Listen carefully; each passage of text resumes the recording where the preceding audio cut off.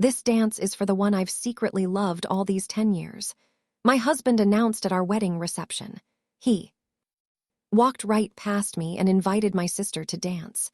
The entire room erupted in applause, but then I walked up to my father, who was sitting at the head table, and asked one loud question that made my husband choke and sent my sister to the emergency room. Hello, everyone.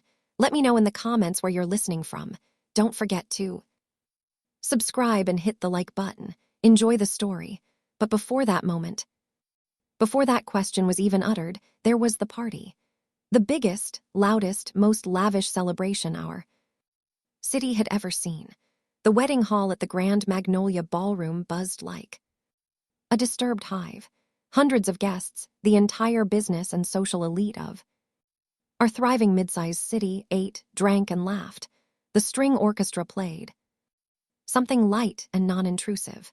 Crystal chandeliers bathed everything in a warm golden glow, and servers glided silently between the tables, delivering champagne and hors d'oeuvres. Nia Hayes sat at the main table in the bride's spot in her flawless white gown, feeling like an exhibit in a museum.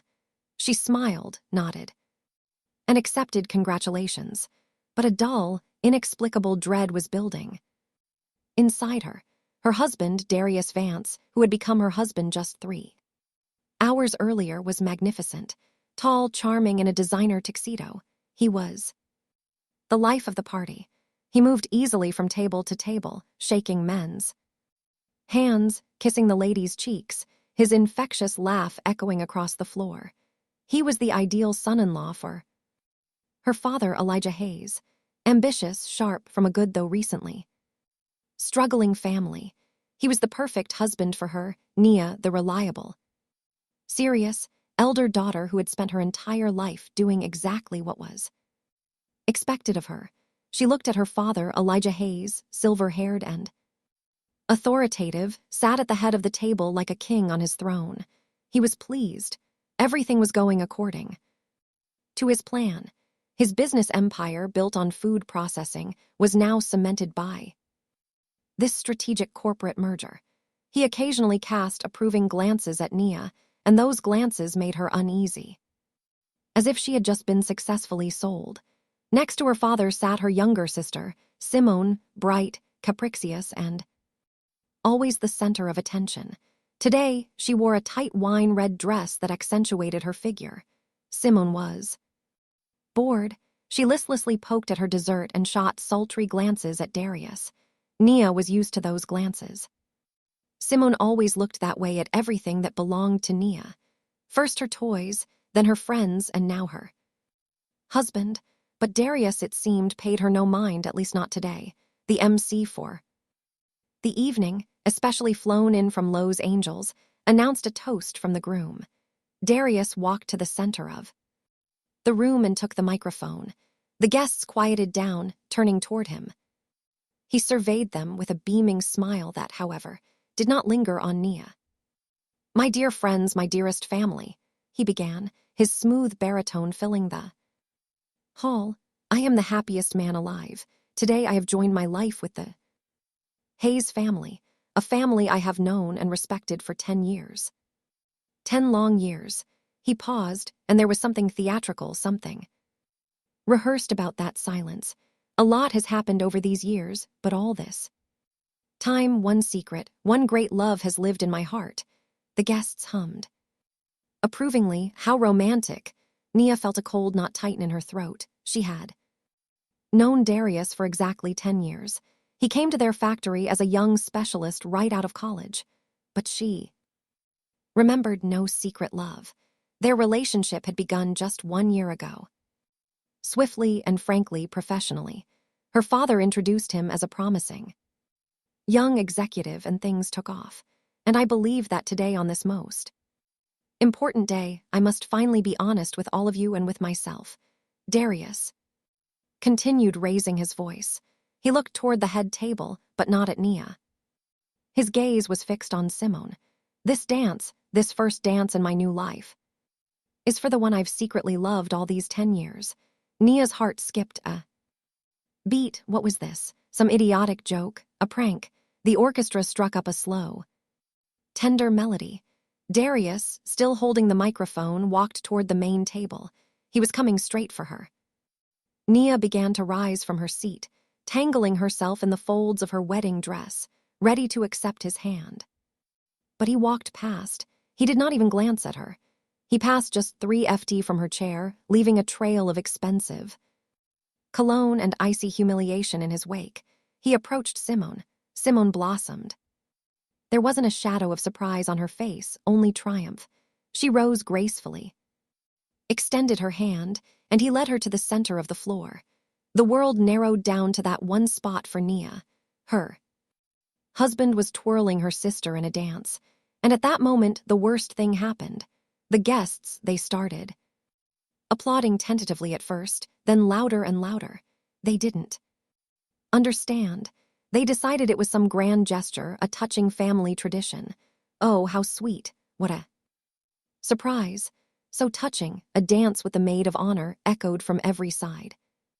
The applause hammered like a funeral march for her life. Nia sat in her white gown under that golden light and felt herself shattering into a million pieces. She saw her father's smiling face, applauding too, approving this farce. She saw Darius's back and Simone's happy face resting on his shoulder. She was superfluous at this celebration. She was merely a function, a shield for something else. She wanted to scream, to run away, to break down right here in front of hundreds of eyes. But instead, something inside her clicked, something cold, hard, and sharp as ice. She remembered a conversation with her father 2 months ago. His harsh words, his ultimatum: "You will marry Vance. It is non-negotiable. He has to become part of the family. He has a debt hanging over his head that could sink both him and us if it surfaces the wrong way. You are the guarantee. You are the cement for this deal." Back then, she didn't argue. She had always been the obedient daughter. But now everything had changed. The deal was done. She had fulfilled her part, and they had simply thrown her away. The tears dried before they even began. She slowly, very slowly, placed her glass of champagne on the table. She took another full glass and stood up. The ringing in her ears muffled the music and the applause. She saw only one target, her father. She walked toward him. Every step was an effort, as if she were wading through thick water. Her voluminous dress snagged on the legs of chairs. Guests stepped aside, looking bewildered at the bride who had abandoned her seat. The music was still playing. Darius and Simone were still dancing, oblivious to everything around them. She reached the head table, stopping directly in front of her father. He stopped applauding and looked up at her with cold annoyance, as if to say, "What do you want? Don't interrupt." Nia took a deep breath, filling her lungs, and asked the question. She did not yell, she did not cry. She spoke loudly and clearly so everyone in the room heard her in the sudden silence, because the music abruptly cut off. Mid-note, "Father," her voice was even and cold. "Since Darius just confessed his love for Simone, does this mean you're forgiving the $750,000? $750,000 debt that you forced me to marry him to cover?" Time stopped. The applause died as abruptly as if it had been cut off with a knife. Someone dropped a fork, and the clatter of metal on the plate seemed deafening, an absolute deadly silence fell over the room. All eyes were fixed on her father, on the dancing couple, frozen in the center of the floor. Darius choked. He coughed so violently he doubled over. The champagne he had drunk before his toast caught in his throat. His face flushed red. Simone pulled away from him. Her eyes were wide with horror. She looked at Nia, then at her father, then at the guests. Hundreds of pairs of eyes, admiring just a minute ago, now drilled into her like an auger. A public exposure, not just the exposure of an affair, but the exposure that she had been a commodity in a dirty financial deal. Her face went as white as the tablecloth. She began to gasp for air. Her chest heaved spasmodically. Aye, she croaked, and suddenly her legs gave way. She collapsed to the floor like a cut flower. Panic erupted, someone screamed. Guests scrambled from their seats. Her father jumped up, overturning the table. "A doctor! Call an ambulance immediately!" he yelled. Rushing towards Simone, Darius, still coughing, rushed over too. The hall dissolved into chaos, a blur of motion. Someone was on the phone. Others were trying to revive Simone. Nia stood in the same spot, clutching the still full glass of champagne. She watched the pandemonium, feeling neither schaden nor satisfaction, only emptiness. 10 minutes later, medics arrived. They swiftly and professionally loaded Simone onto a stretcher. She was unconscious. As they carried her past Nia, one of the paramedics gave her a swift, judgmental glance, as if she were to blame for everything. The stretcher was wheeled out of the room. Darius bolted after them. At that moment, Nia looked at her father. She expected anything, a scream, an accusation, maybe even a physical blow, but she was looking for even a drop of support in his eyes. She was still his daughter. Elijah straightened up. He turned to her, his face purple with rage. He stepped right up to her. His eyes were glacial. He seized her arm above the elbow. His fingers dug into her skin like claws. "You foolish girl," he hissed so quietly that no one but her could hear. Hatred rang in his voice. "You didn't expose him, you just destroyed this family." He flung her arm away, turned, and strode quickly toward the exit, following the ambulance without looking back. Nia was left alone in the middle of a ruined celebration in her pristine white wedding dress, which now felt like a shroud. Guests watched her with judgment, fear, and curiosity. She was the center of attention, but she had never felt more isolated in her life. The family had just passed judgment on her. Nia remained standing there. The guests, seized by a wave of awkwardness, quickly offered hurried farewells and dispersed, careful not to meet her gaze. The grand Magnolia Ballroom, full of laughter and music just 10 minutes ago, rapidly emptied. Servers silently cleared the nearly untouched food from the tables. The party was dead. She set the glass down. Her hands were steady. Everything inside her was burned to ash. Only cold, ringing cinder remained. She had to do something, go somewhere. After the official part, the family and closest friends always gathered in the smaller banquet room for a private celebration. She was family, at least she thought she was until this evening. Gathering the hem of the heavy, now alien-feeling dress, she walked toward the inconspicuous door at the end of the corridor. Marcus, the security guard whom she had known for years, blocked her path. He wouldn't meet her eyes. His gaze was fixed elsewhere on the richly decorated wall. "Miss Hayes, you can't go in there."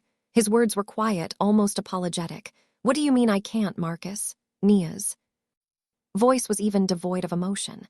"My family is in there." Mr. Hayes gave the order. He finally met her eyes, which held a mixture of pity and fear. "Said you weren't to be admitted." It was the first blow, direct, without pretense. She had been erased. She was no longer part of the inner circle. She nodded, unwilling to show him her humiliation, turned and walked toward the exit. The coat check attendant silently handed her a light coat, which she draped over her shoulders on top of her wedding dress. Outside, the cool night air hit her. She hailed a cab. "Where to?" the driver asked, curiously, studying the bride without a groom in his rearview mirror. Nia gave the address of the new condo her father had gifted her and Darius for the wedding. Their love nest, her new home. The ride through the city at night was surreal. Glowing storefronts, sparse pedestrians, the traffic lights. It all seemed like scenes from someone else's movie. The cab stopped at the new exclusive high-rise. The concierge, greeting her politely, opened the door. She rode the elevator up to her floor, walked to the door of their apartment, number 77, and put her key in the lock. It wouldn't turn. She tried again, then again. Useless. She jiggled the handle, locked. The lock had been changed, in the time it took her to get there. Someone had already arrived and replaced the lock. Darius or her father's people, so fast. So mercilessly. She rested her forehead against the cold metal door. Behind that door were her things, her clothes, her books, a part of her life to which access had just been cut off. The phone vibrated in her coat pocket. She pulled it out. The name father flashed on the screen. She answered, "Hello. Where are you?" Her father's voice was icy, businesslike, no emotion. "At the door of my apartment, which I can't get into. That is no longer your apartment or your job. As of tomorrow, you are fired from the factory," he continued, dictating the words. "For the public scandal that damaged the company's and the family's reputation. Your bank accounts are frozen. All of them were tied to corporate accounts, so don't try to withdraw a penny. That's all. Don't call this number again." The line went dead. He had hung up. Banishment was complete and final. No job, no money, no home. She slowly sank to the floor in the empty hallway, leaning her back against the wall. The wedding dress spread around her like a white cloud. She needed to call someone. There had to be someone. She found the number for Mr. Sterling, her father's longtime business partner. He had known her since childhood, always calling her sweetheart. He answered after the third ring. "Hello, Mr. Sterling, it's Nia." Hayes. A heavy pause hung on the other end. "Nia, I'm very busy right now," he quickly stammered. "Can't talk," and hung up without letting her finish, without asking what was wrong. She felt the first tear roll down her cheek. She wiped it away with the back of her hand. "Can't fall apart now." She dialed another number. Mrs. Dubois, her late mother's friend, who hugged her at every meeting and said how much she resembled her mother. "Yes, sweetie." Her voice sounded worried. The rumors must have already spread through the city. "Mrs. Dubois, hello, I'm in trouble. I have nowhere to sleep tonight. Could I—" The line suddenly cut off. Nia looked at the screen. Call ended. She called back. The subscriber was unavailable. She had been blocked. That was it. Her entire world, so stable and predictable, had ceased to exist within the span of an hour. She was a pariah, a toxic asset that everyone was rushing to discard. She stood up. She had to go, but where? Then an image surfaced in her memory, an old house on the outskirts of the city, overgrown with wild ivy. A house her father had strictly forbidden her to ever visit. The home of her Aunt Vivian, her father's older sister, with whom he hadn't spoken in 20 years. "She is poison to this family. Forget she exists," he had told her once when Nia was a teenager. Now that poison was her only hope. She went outside. It began to rain, a fine, cold, unpleasant drizzle. It immediately began to soak through the thin fabric of her coat and wedding dress. She walked. She had no money for a cab, and asking a driver for a free ride was beyond her. She walked across the entire city, and her wedding attire turned into a soggy, dirty mess. Her heels clicked on the wet asphalt. People, the few pedestrians, shied away from the strange figure of the bride trudging alone in the rain. Her makeup ran, leaving dark streaks on her cheeks. An hour later, she reached the location. An old but sturdy brick house set back in an overgrown yard. Lights were on in the windows. She approached the heavy wooden door and knocked. The door was opened by a tall, thin woman with gray hair pulled back in a tight bun. Vivian. She strongly resembled her father, the same sharp features, but her eyes looked different, not commanding, but penetrating, as if they saw right through a person. She looked at Nia, at her wet dress, at her smeared mascara. No surprise or pity registered on her face. "I was waiting for one of Elijah's children to finally see the truth," she said in a steady, calm voice. "Come in, you'll catch cold."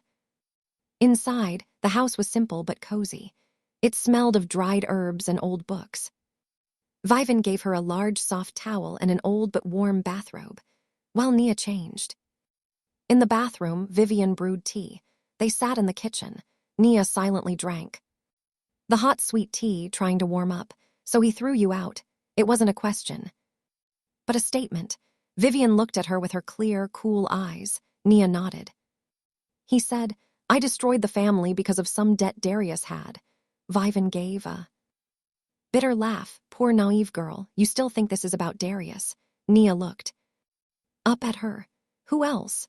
Father said Vance had a $750,000 debt and that this marriage was a way to tie him down, force him to work for the family to pay back every penny. Elijah always knew how to spin a good lie. Vivan cut in. She leaned across the table toward Nia. The debt was indeed $750,000. Only it wasn't Darius's debt. She paused, letting the words sink in. It was Simone's debt, your little sister's. Nia gasped for breath. What? How? Very simple, Vivian continued mercilessly. For the last few years, your sister has been living a double life. While you were working at the factory, controlling product quality, she was flying out to Miami and Vegas. Luxury hotels, expensive restaurants, designer clothes. She always wanted a lifestyle beyond her means. She borrowed money from shady lenders at insane interest rates. When the debt climbed to $750,000 and the creditors threatened to come to Elijah, he flew into a rage. But Simone, his darling, his favorite, he couldn't let a scandal touch her name. Vivian leaned back in her chair, and then Darius came along. Ambitious, handsome. From a good family but broke, the perfect candidate. Elijah offered him a deal. He pays off Simone's debt and Darius gets married, but not to Simone. No, Simone had to stay clean. He had to marry you, the reliable, obedient Nia, who never asks too many questions. That way, he tied Darius to the family, making him beholden. And you were the payment in the deal, the collateral. The world had just turned over again. The betrayal was deeper, uglier than she could have imagined. She wasn't just a humiliated bride. She was a bargaining chip in an operation to save her sister's reputation. Nia sat with her head bowed. She didn't have the strength even for anger, only a dull, all-consuming ache. What am I supposed to do now? She whispered. Vivian was silent for a moment, watching her intently. Then she stood up, walked to an old dresser, and took something small from a drawer. She returned and placed an old, tarnished key on a simple string in front of Nia. For starters, stop seeing yourself as a victim. Your mother was not a fool, Nia. She saw your father and sister for who they were. She left you tools. Nia stared at the old key lying on the kitchen table. It was heavy, a real key. The kind they didn't make anymore. Tools. Her aunt's word echoed in her head. She picked up the key, and the cold metal seemed to pass on a piece of its hardness to her. What is this key for? She asked, looking up at Vivian. A small studio in an old district near the river bend, Vivian answered, collecting the teacups. Your mother bought it long before she died, kept it a secret from Elijah. She called it her sanctuary, a place where she could breathe and think without his constant control. He never found out about it. After her death, I kept paying the bills, so the apartment wouldn't be taken. I knew it might be needed one day. Nia spent the night at her aunt's in a small guest room. She didn't sleep. She lay there staring at the ceiling, replaying the events of the last 24 hours.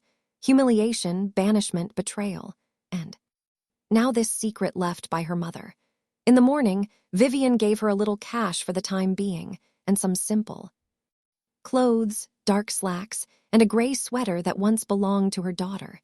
Changing out of her aunt's bathrobe, Nia felt a semblance of composure for the first time in hours. The wedding dress, dirty and crumpled, lay in a shapeless heap in the corner. I wrote down the address for you, Vivan said as Nia left. Go, Nia. And remember, your mother was the strongest person I ever knew. Far stronger than your father. She had to take the bus.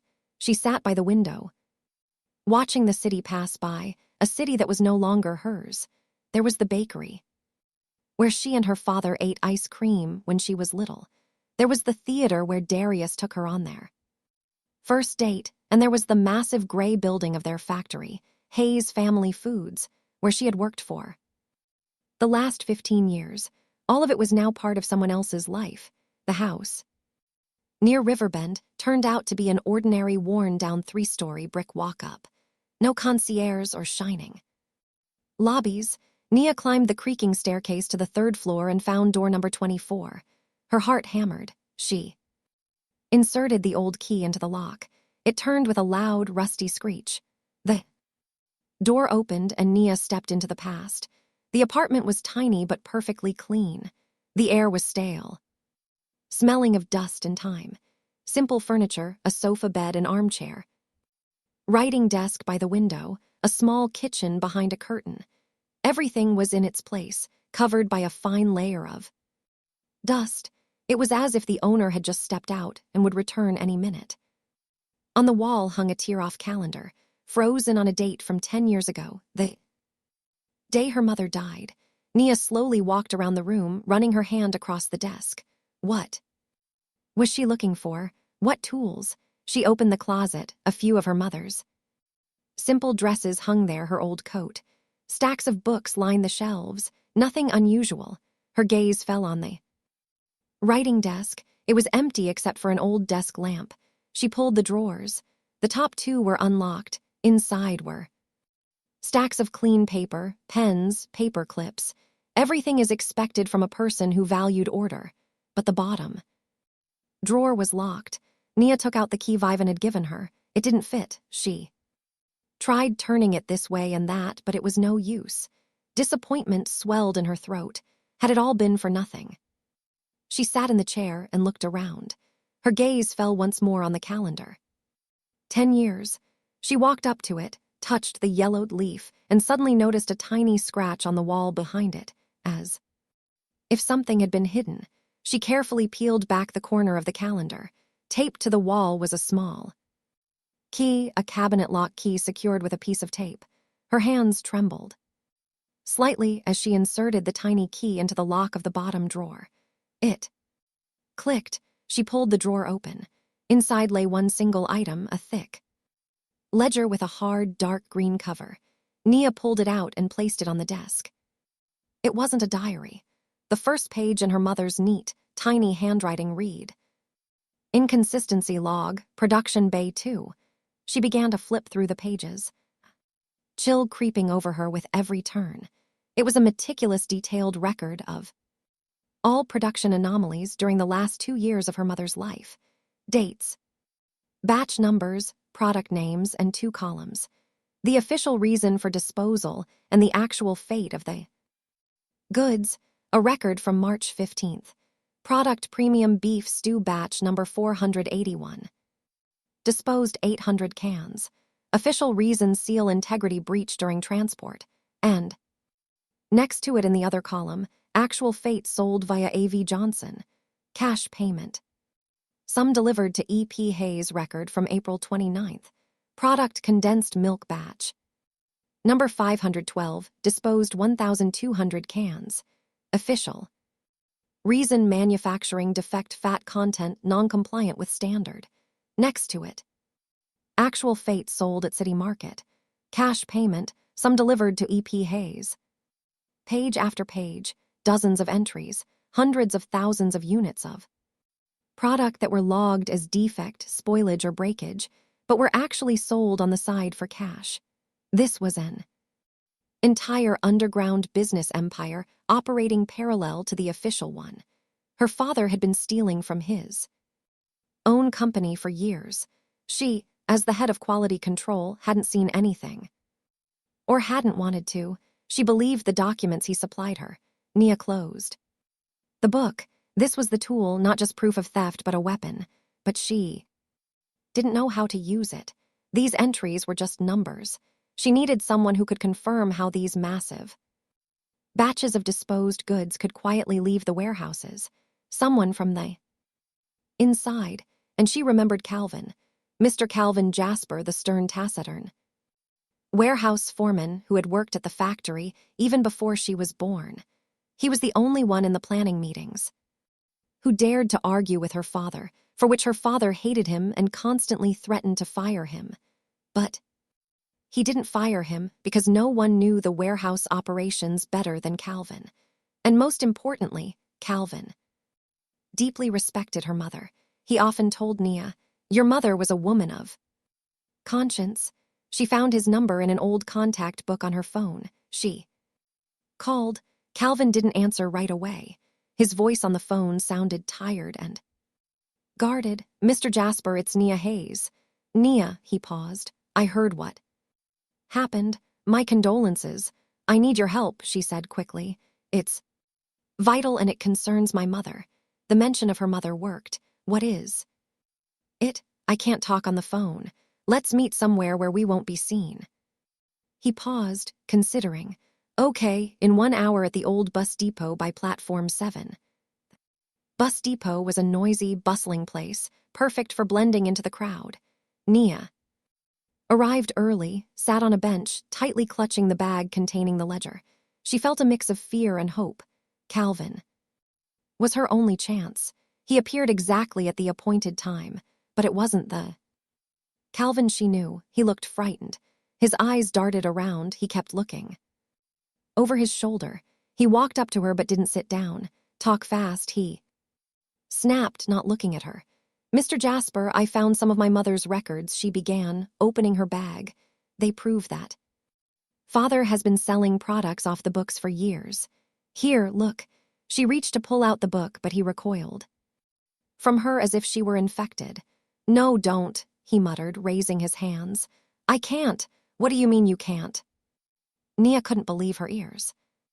"This is our chance to fix everything, to restore justice for my mother's memory." He finally looked her in the eyes, and his gaze was one of desperate pleading. "I can't, Nia. Mr. Elijah Hayes, he just promoted me." Nia froze. "I'm the new head of quality control," he said, every word clearly difficult to utter. "I took your old spot with 3 times the salary. My wife is sick. I have grandkids. I can't. I'm sorry." He turned and walked away without looking back, quickly dissolving into the crowd of passengers rushing for their buses. Nia remained sitting on the bench alone, amidst the noise and commotion of strangers' lives. Her last hope had just walked away, leaving her in complete and utter isolation. Nia stayed sitting on the bench. Buses arrived and departed. People hurried and bustled, but she sat motionless, clutching the bag with her now useless treasure.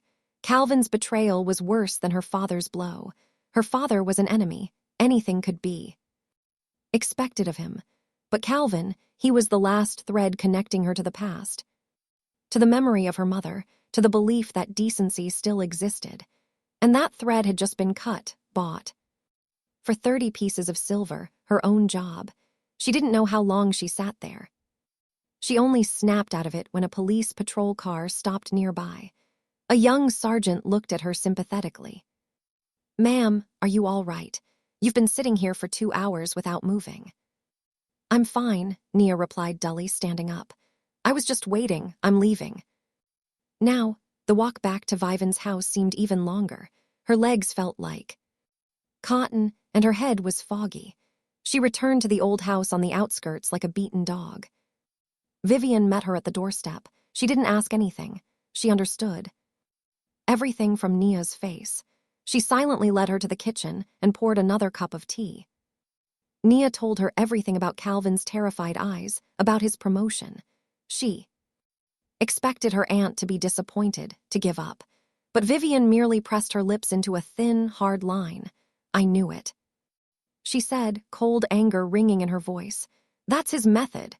Elijah doesn't just punish his enemies, he buys his friends. He finds a person's weak spot, a sick wife, a mortgage, the fear of poverty, and presses on it until they break. Calvin isn't a traitor, Nia. He's another one of his victims. But what am I supposed to do now?" Desperation surfaced in Nia's voice. "Without testimony from the inside, that ledger is just a piece of paper." Viven stood up and walked to the window, clasping her hands behind her back. "If you can't get in through the door, you have to look for a window. There's one more person in this city who hates your father as much as I do. Maybe more. Who is it?" "His name is Andre Thorne," Vivian said slowly. "He used to be the best investigative journalist in our state. Sharp, aggressive, afraid of nothing. 5 years ago, he started digging into one of Elijah's deals involving product supply to state school systems. He got too close. And what did father do to him? He didn't threaten or bribe him. That would have been too simple. Vivan scoffed. Elijah set things up to make it look like Andre himself was taking bribes for his expose articles. Phony witnesses. Fabricated audio recordings. Andre was fired in disgrace. The managing editor of his newspaper, his best friend, publicly disavowed him. Everyone turned their back on him. Elijah didn't just break his career. He destroyed his name, his reputation. He ground him into the dirt. Nia listened and a faint hope sparked within her. Where can I find him? I'm afraid he's not in a good place right now. The last I heard, he's writing cheap ad copy for some little outfit called Creative Plus. It's in the basement of an old business center. Finding Creative Plus wasn't hard. Faded plastic sign hung above a steep stairwell leading to a basement. Nia descended. The sharp smell of cheap tobacco, instant coffee, and stale air hit her nose. In the small room, cluttered with papers, a man in his 40s sat behind an old computer, thin with dark circles under his eyes and 3 days of stubble. An overflowing ashtray sat on the desk in front of him. What do you need? He asked without looking up from the monitor. Car wash slogans are on sale today. I need Andre Thorne. Well, you found him. He finally looked away from the screen. His eyes were tired and cynical. To what do I owe the visit of a respectable lady to my crypt? Nia walked closer and placed her mother's ledger on his desk. My name is Nia Hayes, and I need your help. My father, he chuckled, seeing her surname. Hayes, the daughter of the great Elijah Hayes. Are you having a family dispute? Sorry, I'm not interested. I don't dig through other people's dirty laundry anymore, especially the Hayes families. Once was enough for me. He demonstratively turned back to his computer. I know what he did to you, Nia said firmly, and I have proof that he was defrauding his own factory for years. Andre turned back to her. A flicker of interest crossed his eyes but quickly vanished. Proof? He scoffed skeptically, but nevertheless picked up the ledger and lazily flipped through a few pages.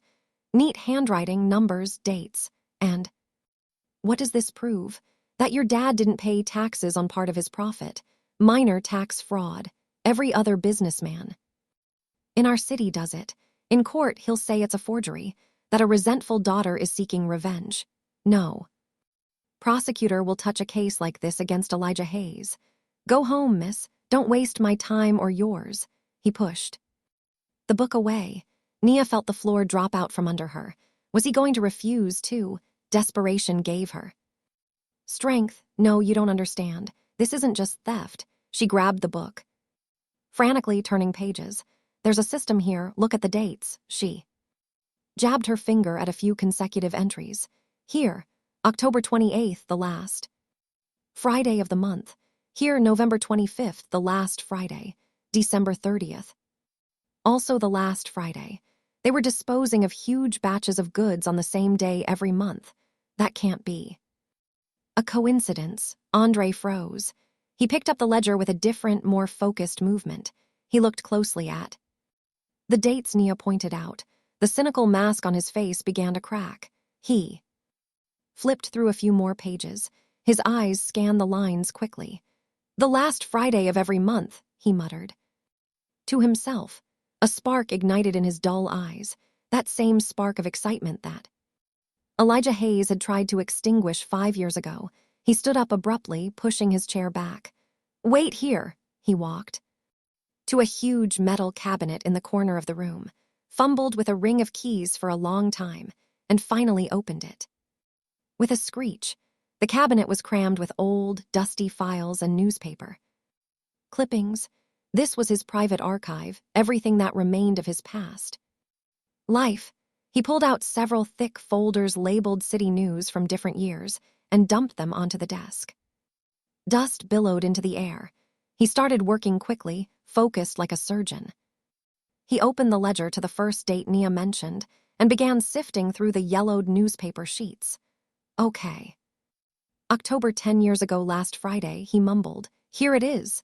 He spread out a newspaper spread and showed Nia.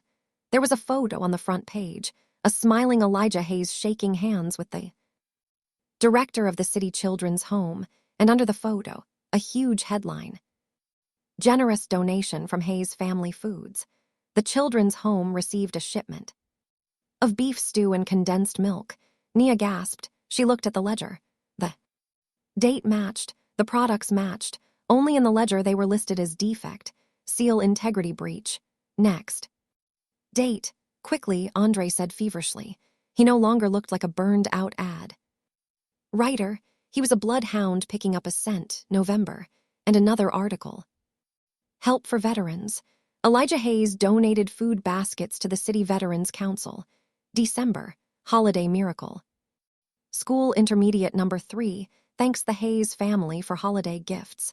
And every time in her mother's ledger, these same products were recorded as spoiled, non-compliant with standard, disposed of. Andre leaned back in his chair and looked at Nia. His face was pale. My God, he whispered. These weren't disposed goods. This was charity he got. Public recognition and huge tax write-offs for them for years, but he was actually donating spoiled goods. He was feeding orphans and the elderly what should have gone to the dump. Now this was no longer just fraud. This was monstrous. I'll help you, Andre said firmly. Steel rang in his voice. We will destroy him. He grabbed his phone to make the first call to an old contact at a competing regional newspaper, the only major publication not controlled by Elijah Hayes. But before he could dial the number, a notification popped up on his smartphone screen. Urgent news from the main city portal. Andre stopped mid-motion. He silently turned the phone screen toward Nia. The screen displayed a large glossy photograph. Darius and Simone, they stood embracing in front of the Hayes Family Foods logo. Both were beaming with happiness, and beneath the photo was a headline in bold type. Love triumphs. Hayes Family Foods announces new director Darius Vance following annulment of marriage to vengeful bride. Andre clicked the link. The article opened instantly, taking up the whole screen. It wasn't just news. It was a verdict delivered and executed in front of the entire city. Nia read and the words blurred before her eyes, then gathered again into ugly, venomous sentences. The text was written smoothly, professionally, with cleverly placed emphasis on pity and sympathy for everyone except her. The tragic love story that was nearly destroyed by a moment of weakness and female jealousy.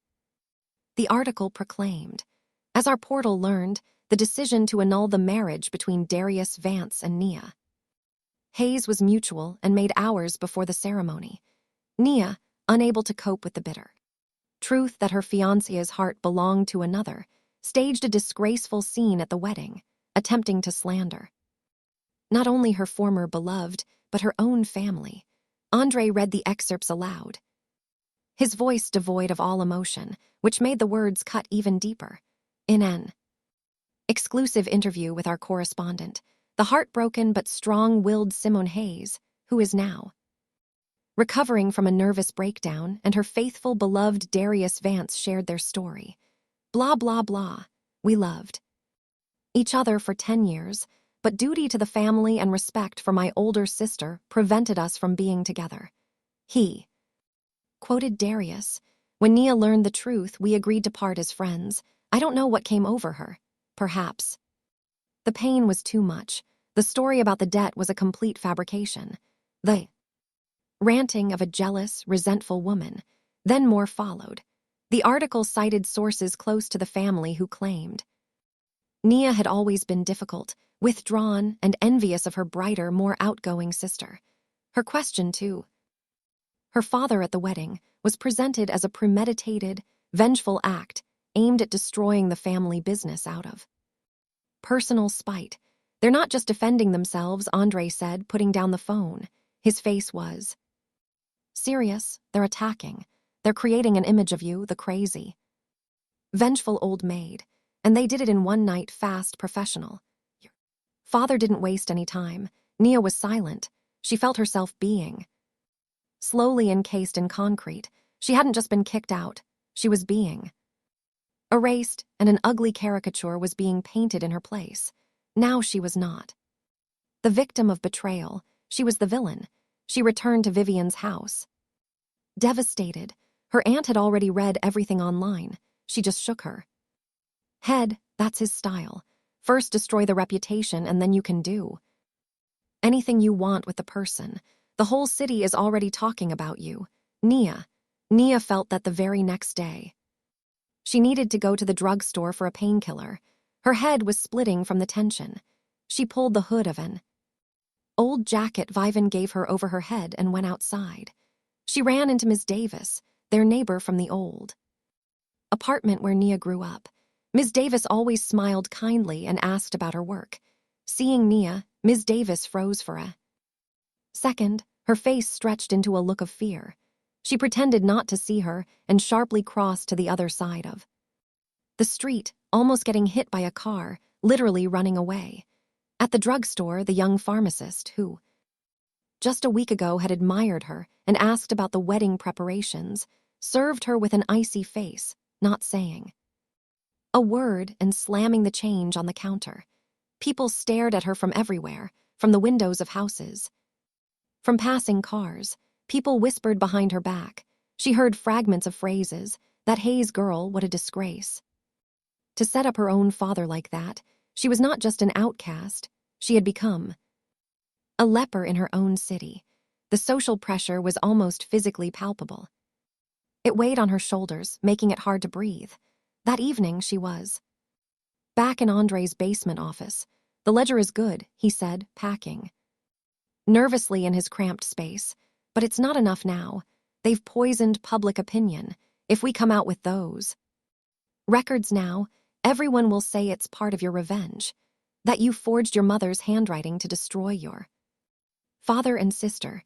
We need something else. Something that proves this wasn't just tax fraud, but a long, cynical conspiracy. We need proof that Simone and Darius were in on it with your father. That they knew. Nia sat on the shaky stool, staring blankly at his computer screen where that same photograph still hung. The happy, radiant faces of the victors. Darius, Simone, her gaze automatically skimmed over their clothes and hairstyles, and suddenly it caught on something glittering on Simone's neck. She leaned in. Andre noticed her tense gaze. What is it? Zoom in on the photo, Nia requested, her visero. With a few clicks of the mouse, Andre magnified the image. Now Simone's neck and chest were visible in full detail. She was wearing a necklace, a delicate gold chain with 3 large, dark blue stones surrounded by a scattering of tiny diamonds, sapphires. Nia stared at the necklace, and a glacial chill slowly began to rise from her stomach to her throat. She knew that piece, every facet, every curve. She had seen it hundreds of times in the jewelry box on her mother's dresser. That's impossible, she whispered. It wasn't just anger that seized her. It was cold, sticky horror. She jumped up, overturning the chair. I have to go, she blurted to a stunned Andre, running out of the basement without hearing his questions. She was almost running through the evening streets. One thought hammered in her head, one image, that necklace. She burst into Vivian's house like a whirlwind. Her aunt, reading in an armchair, looked up at her in surprise. Aunt Vivian, Nia was gasping for breath. My mother's necklace, her main piece. Do you remember it? Of course I remember, Vivian replied, slowly putting down her book. The antique French work, deep cornflower blue sapphires. Grandmother called them widow's tears. Why, it's on Simone, Nia exhaled in that photo online, on her around her neck. Vivian's face turned to stone. She slowly rose from the armchair. Show me, Nia with trembling hands pulled out her phone, found the article, and handed it to her aunt. Vivian took the phone, holding it close to her eyes. For a few seconds she stared at the screen in silence. When she lowered the phone, her face was gray. Yes, it's it, there's no doubt. But how? Nia whispered. Where did she get it? Father would never have let her take Mom's things, never. He didn't allow it, Vivian said quietly, her Voice was full of strange, terrifying certainty because he didn't even know where it was. Nia stared at her, not understanding. That necklace, Nia, Vivan continued, looking her straight in the eye, and there was an abyss in her gaze. Her most treasured piece. It went missing from her jewelry box on the day she died. Nia's legs buckled and she sank into a chair. She couldn't breathe. On that very day, Vivian finished, her words falling into the silence like a stone into a deep well. 10 years ago, the very day Darius Vance first crossed the threshold of your factory, and the very day he now tells everyone his secret love for Simone began, Vivan's. Words hung in the air, the day of death, the day Darius appeared, the day the secret love began. 3 points that suddenly connected into one ugly, sickening line. This was no longer just betrayal or humiliation.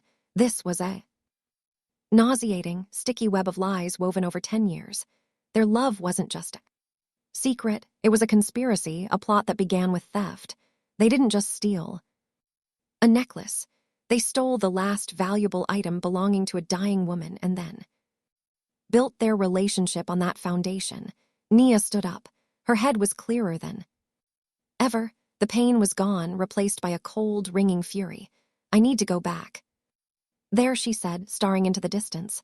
Where, Nia? Vivian asked. To her apartment, the sanctuary. There must be something else.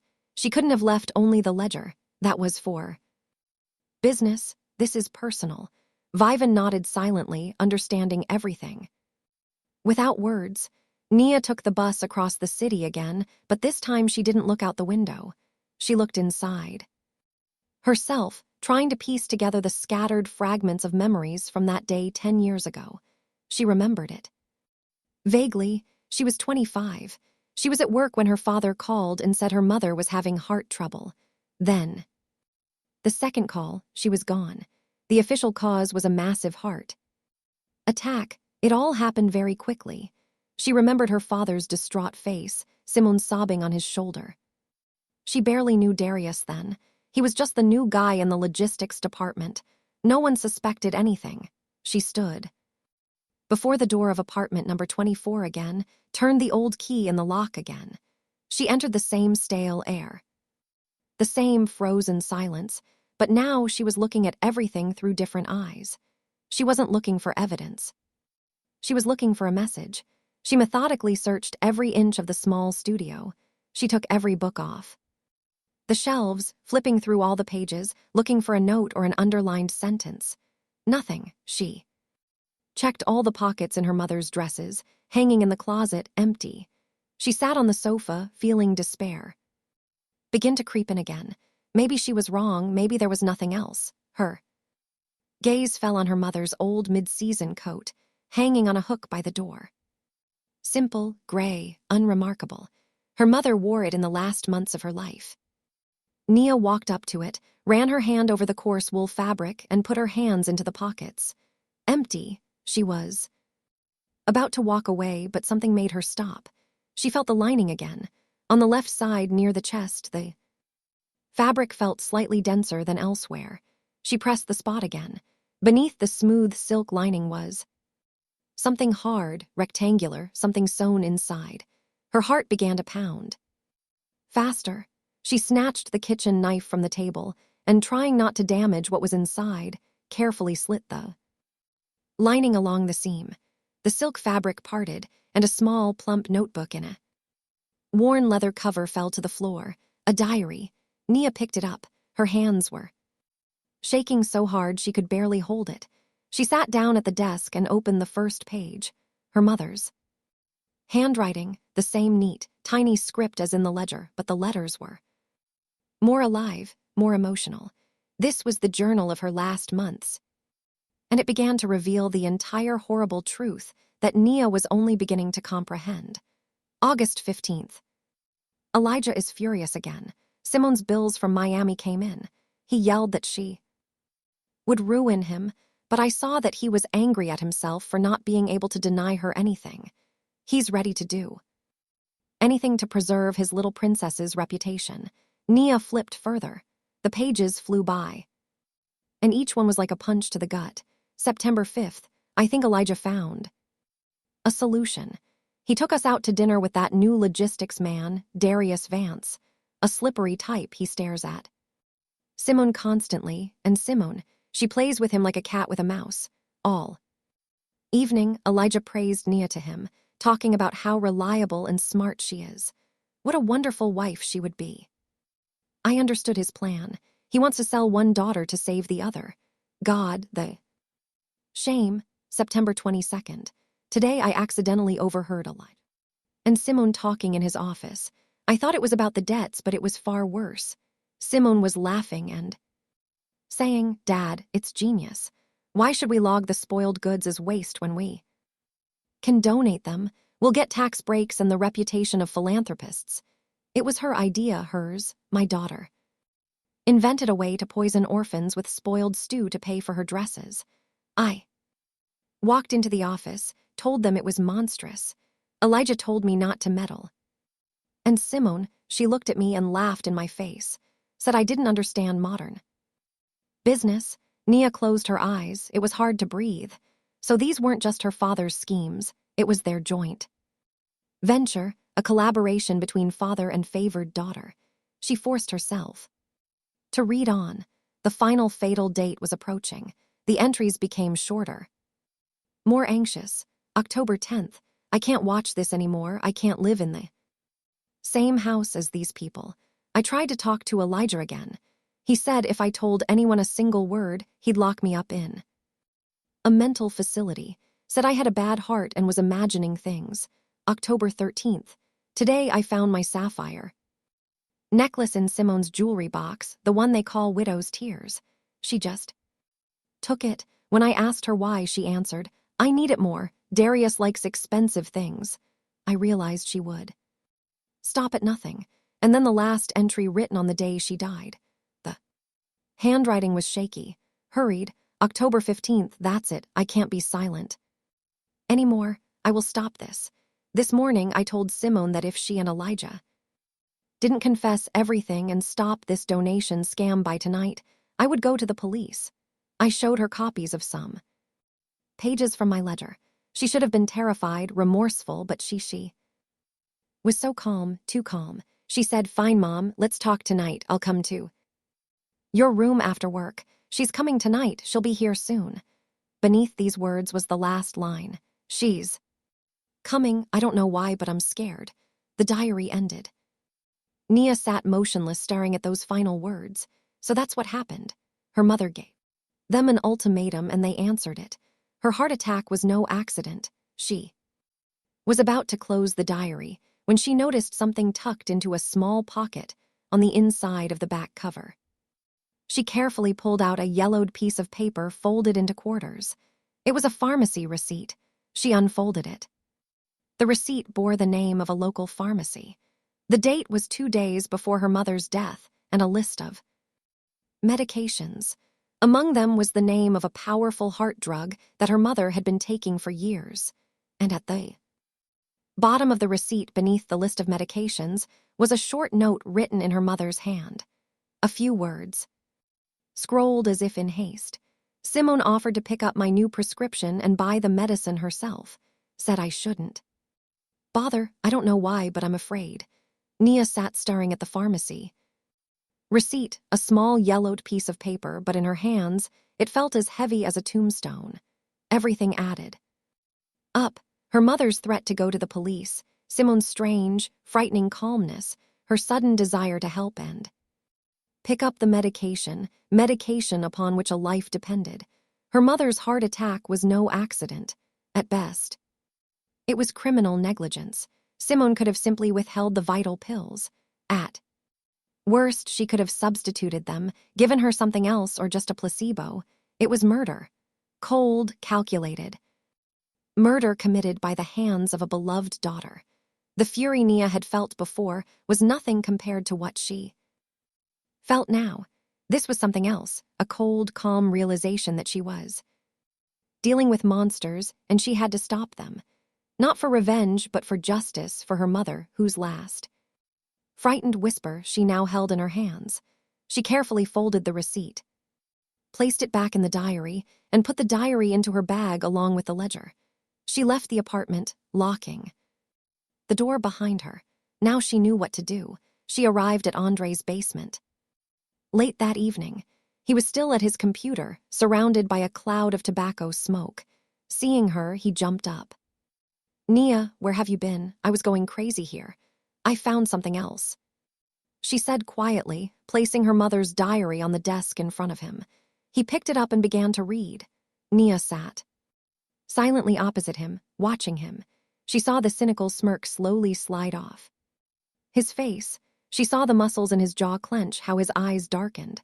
When he reached the last page and read the note on the pharmacy receipt, he put the diary down as if it burned his hands. He was silent for a long time, staring into space. This changes everything," he finally said in a muffled voice. "This is no longer just fraud and Leal. It's murder," Nia finished for him. "Yes," he nodded, "it's murder." He stood up and began to pace his small room. "We have to go to the police immediately. The district attorney's office." "Useless," Nia replied calmly. "Who are we going to complain to?" "The city police chief is my father's best friend. They go golfing together. The state prosecutor owes his appointment to him. They won't even let us through the door. And if they do, this diary will get lost the same day, and you and I will be charged with slander and attempting to damage the honest name of a respected man." Andre stopped.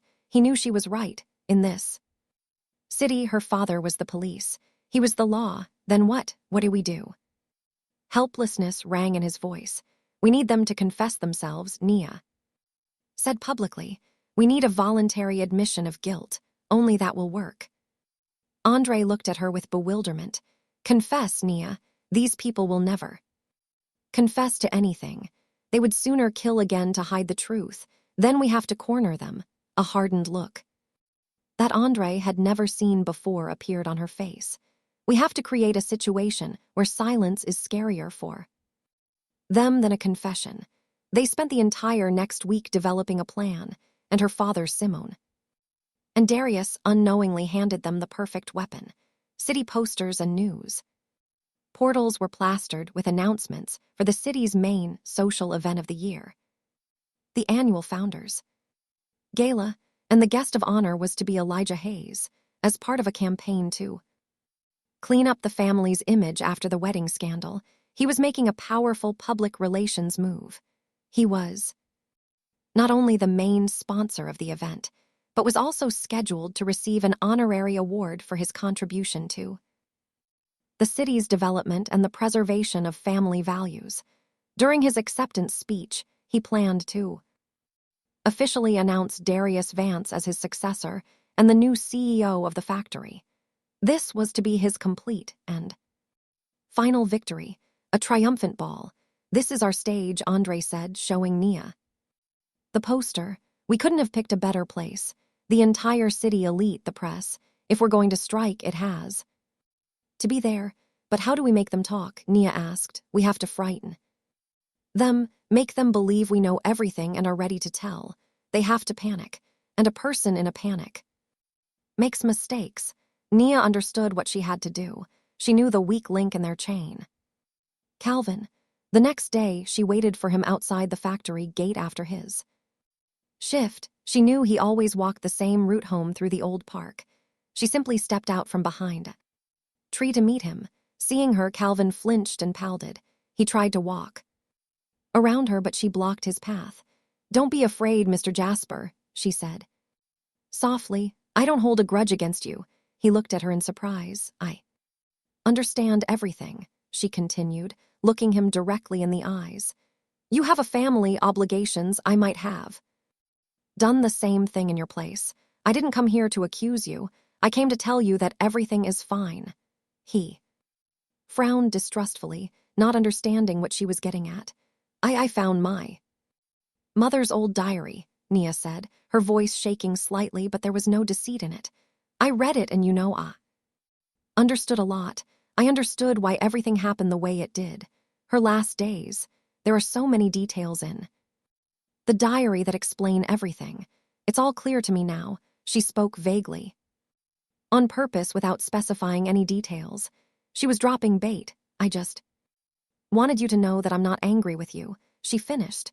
Goodbye, she turned and walked away, leaving him standing in the middle of the park in complete confusion and fear. She had no doubt what he would do. A person living in fear always runs to their master. She was right. Andre, using old contacts, asked a friendly phone technician to trace the calls from Calvin's number. An hour after her conversation with him, Calvin called one single person, Elijah Hayes. The conversation was short, less than a minute. The trap had sprung. Now all they had to do was wait. They didn't have to wait long. That same evening, as Nia sat with Vivian in the kitchen, there was a knock on the door, loud, insistent. Vivian went to open it. Nia heard her aunt's surprised exclamation and then Darius's voice. "What do you want here, Vance? Get out," Vivian said. "I need to talk to Nia," he replied brazenly. "I know she's here." He shoved the older woman aside and entered the house. He stopped in the kitchen doorway when he saw Nia. His face held a mixture of anger, fear, and some sort of false confidence. He was wearing an expensive suit. He smelled of success and anxiety. "Nia, we need to talk," he said, trying to keep his tone businesslike. "Alone, speak here. Vivan is my family," Nia cut him off. He was momentarily flustered but quickly composed himself. He walked to the table and placed an expensive leather briefcase on it. He opened it. The briefcase was filled with stacks of $100 bills. "There's $250,000. $250,000. Here," he said, "cash. If it's not enough, tell me how much you want. Name your price, Nia." Nia silently looked at the money, then at him. "The price for what?" Darius sighed deeply. "For the diary. For your mother's diary. Let's end this circus. You take the money, you leave the city, you start a new life, and we all just forget about it. We can all walk away from this without losses." Nia slowly rose from her chair. She looked at his scared face, at the money, at his trembling hands. They were terrified. They believed she knew everything and had come to bargain. She looked him straight in the eyes. "Get out," she said quietly and distinctly. "Just get out of this house." He was taken aback. "Nia, don't be a fool. This is your only chance. Think about it. I said get out and tell Elijah and Simone." She paused. "That we'll see them at the gala." Darius's face twisted. He understood the negotiation had failed. He snapped the briefcase shut, grabbed it, and throwing Nia a look full of hatred, bolted out of the house. Nia remained standing in the middle of the kitchen. The trap was set, and they, scared to death, were walking right into it. The days remaining until the gala passed in a haze of quiet, tense anticipation. Nia and Andre worked out every detail.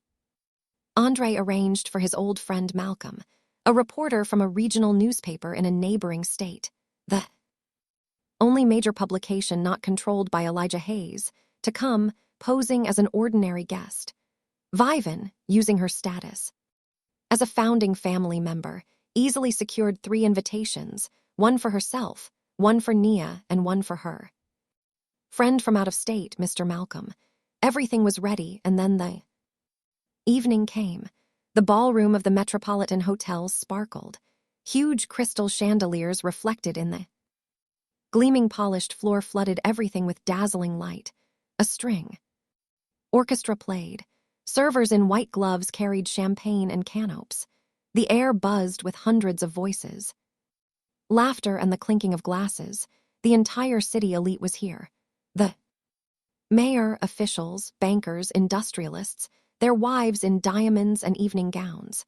It was a parade of hypocrisy, and Nia, walking into the room on Vivian's arm, felt as if she had entered a viper pit. She wore a simple black dress, long and severe, without single piece of jewelry. It was the complete opposite of her wedding dress and the bright, loud gowns of the other women. Next to her, Vivan, in her old-fashioned but elegant velvet dress, looked like a queen in exile. At the entrance, 2 security guards in strict suits, clearly briefed about her, tried to stop them. "Pardon me, Miss Hayes."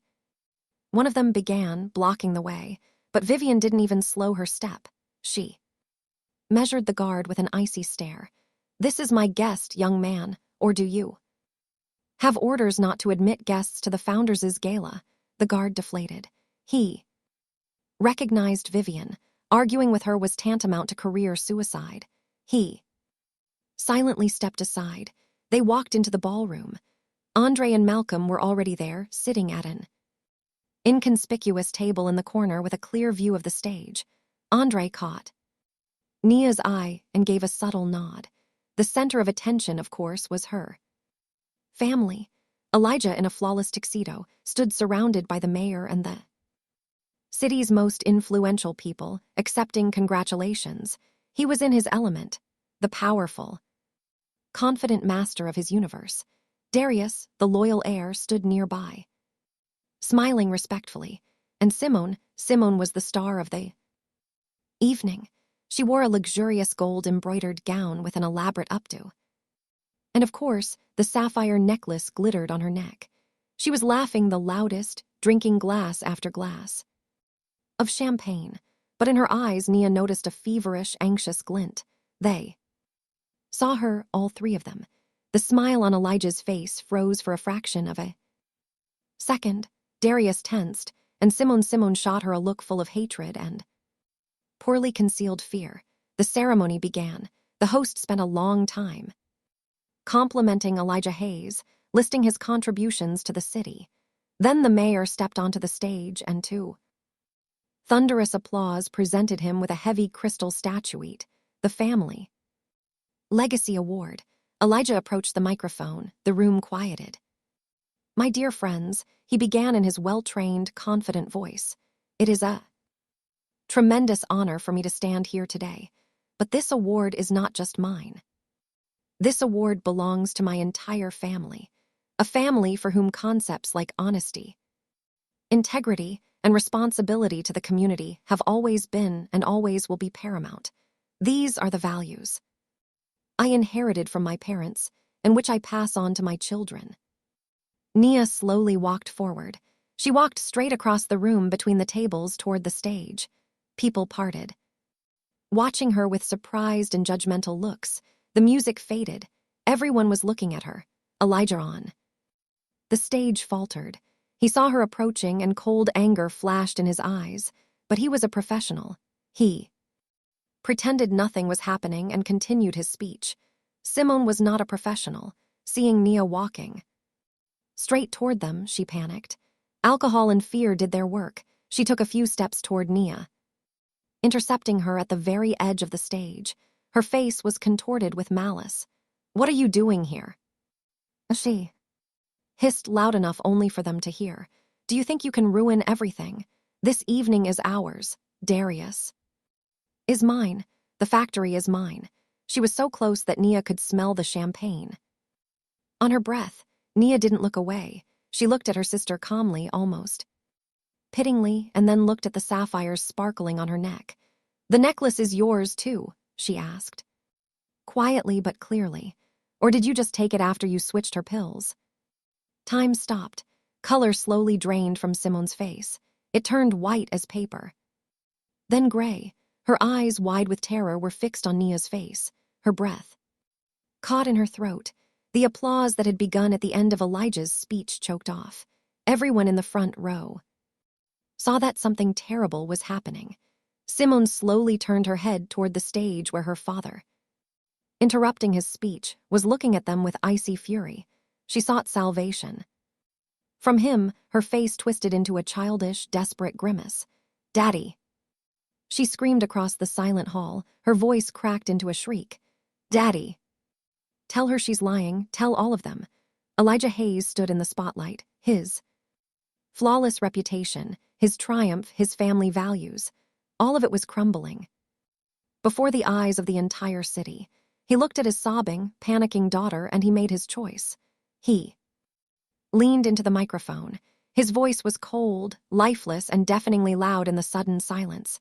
"Security, please. Escort my daughter from the hall. She is unwell." Simone froze. She stared at her father, unable to believe her ears. He hadn't protected her. He hadn't saved her.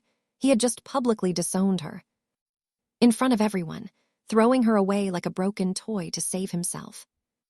"Unwell," she whispered, and a terrifying, chilling realization dawned. In her voice, her gaze darted from her father to Nia and back again.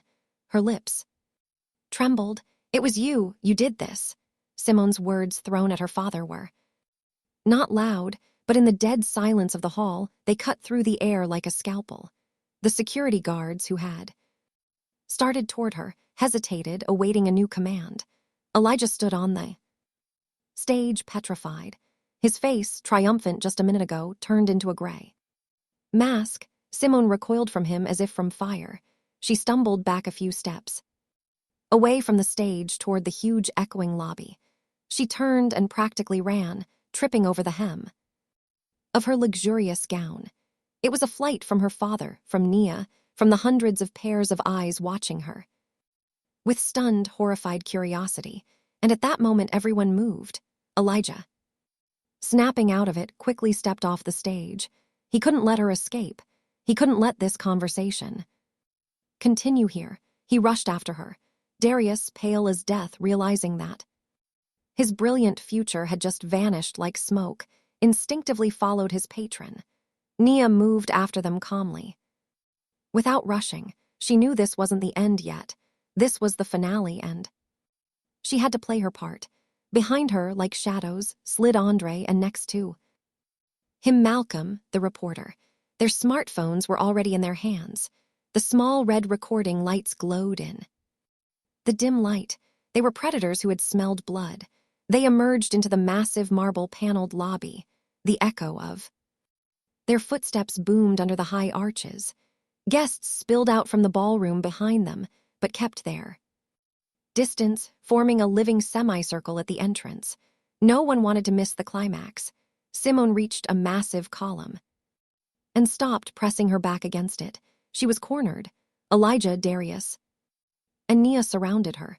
"Stop the hysterics, Simone," Elijah hissed, trying to grab her arm. "You don't understand what you're doing." She shrieked, yanking her arm away. "It was me. You just sacrificed me in front of the whole city." She turned to Nia. Madness and hatred mingled with fear in her eyes. "You won't prove anything," she screamed, her voice cracking. "Nothing you have. Nothing but your sick fantasies." Nia silently took a step forward. She didn't raise her voice. She simply pulled 2 items from her small clutch bag, the plump notebook and the old leather cover and the yellowed pharmacy receipt. She didn't open them. She simply held them in her hand like irrefutable evidence. "I don't need to, Simone," she said quietly. "You've already confessed everything. Your face said more than any proof." Darius saw the diary. He recognized it. He had seen that same notebook in Nia's hands the night he came to bargain, and he realized the game was over. All his ambitions, his CEO chair, his future, all of it was in that little notebook. And the cowardly, selfish instinct for self-preservation took over. He took a step aside, physically separating himself from Elijah and Simone. He raised his hands as if surrendering to an invisible police force. "I have nothing to do with this," he quickly interjected, addressing Nia and the invisible crowd behind her. "I didn't know anything. I was just covering their family debts." Mr. Hayes said they were having temporary difficulties about her mother, about the medicine. "This is the first I've heard. I myself am a victim of their schemes." It was betrayal, instant, total, and vile. He threw them under the bus to try and save his own skin. Elijah looked at him with contempt, but he had no time for Darius. Now, all his attention was focused on the diary in Nia's hands. That diary was a bomb that was about to explode his entire life, his entire empire built on lies. And at that moment, his sanity broke. Only one instinct remained: destroy the threat. He made a fatal mistake. He lunged forward, not at Nia but at the diary. He reached out, trying to snatch, to claw the evidence from her hands, but Simone stood in his way. In this last decisive moment, seeing her father not as the omnipotent patriarch, but as a terrified old man who had first disowned her and was now trying to steal a book like a petty thief. She understood everything. Everyone had betrayed her, and her last chance for salvation was to drown the one who was. Dragging her down, she violently shoved her father. Elijah, not expecting it, stumbled backward and hit the column. Simone turned to Nia. Her face was wet with tears, her makeup stray. She looked like a deranged actress in the finale of a tragedy. It was him, she screamed, pointing a trembling finger at her father. He told me he planned everything. He said Mom was weak, that her heart would kill her anyway soon. He said she was in our way, in the way of the business. He said I was the future of this family and she was the past dragging us back. She spoke, gasping, between sobs and the words that burst forth after 10 years of silence. The pills, he said we just had to help her so she wouldn't suffer. He said no one would find out. He forced me. I didn't want to. It was a full unconditional confession. Theft, conspiracy, murder, and all of it under the light of crystal chandeliers before the eyes of the city's shocked elite under the merciless gaze of 2 recording smartphones. At that moment, people in police uniform quickly entered the hall. Andre, seeing that the climax was near, had managed to call his contact in the precinct. Chaos erupted. Camera flashes. Malcolm had pulled out his professional camera. They flickered, snatching faces contorted with horror from the dim light. Police officers pushing through the stunned guests, headed straight for them. Elijah Hayes, you are under arrest on suspicion of organizing a murder. Simone Hayes, you are under arrest on suspicion of murder. Darius Vance, you are under arrest on suspicion of complicity and grand larceny. Elijah was silent. He stared into space. His face was utterly impassive. He had lost. Simone was sobbing, screaming that she was innocent, clinging to the officer's arms. Darius muttered something about cooperating with the investigation, about telling everything. Handcuffs clicked on their wrists. They were led through the crowd of stunned guests toward the exit. The ball of triumph had turned into the scaffold.